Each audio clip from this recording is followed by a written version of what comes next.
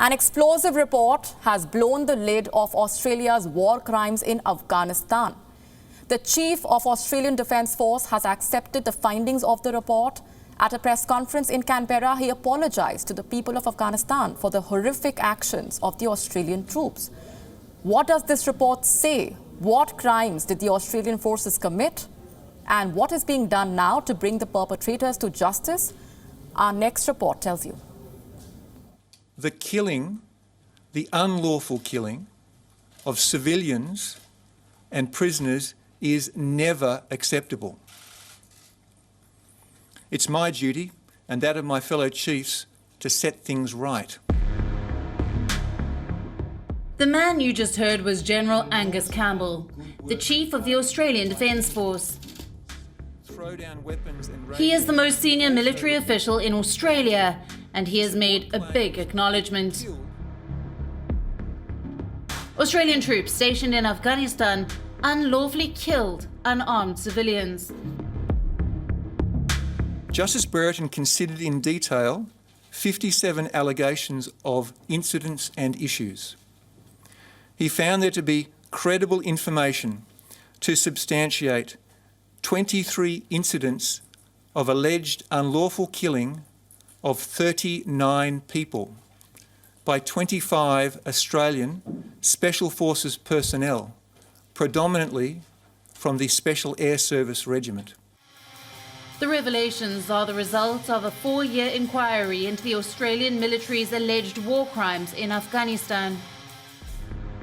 The investigation was carried out by Justice Paul Brereton, a Supreme Court judge from New South Wales. His findings have been mentioned in a redacted 465-page report released by the Australian Defence Establishment.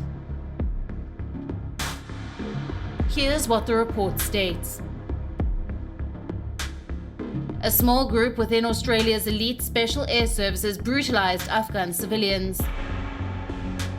They allegedly slit throats of unarmed civilians, gloated about their horrific actions,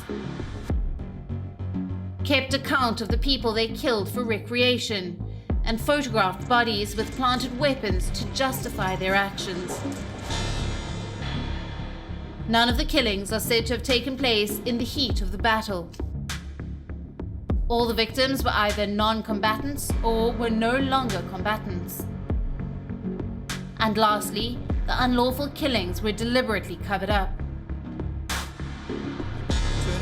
General Angus Campbell has accepted the findings of the report and offered his apology to the people of Afghanistan. To the people of Afghanistan, on behalf of the Australian Defence Force, I sincerely and unreservedly apologise for any wrongdoing by Australian soldiers.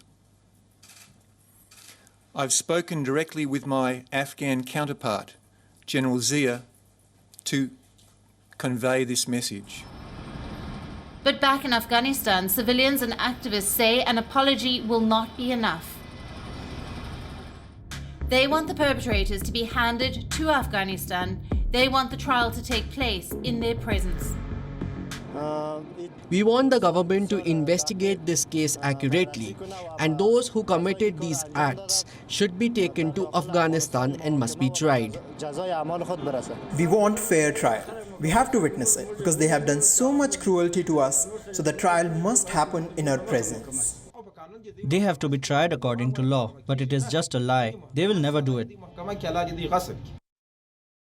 The Prime Minister of Australia disagrees.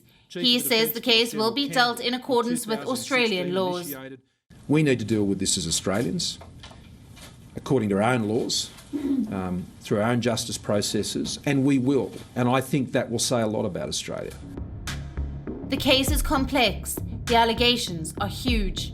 Whether the trial takes place in Australia or Afghanistan, prosecuting troops accused of war crimes will be no easy task. The road to justice is still quite long. Bureau Report, WION, World is One.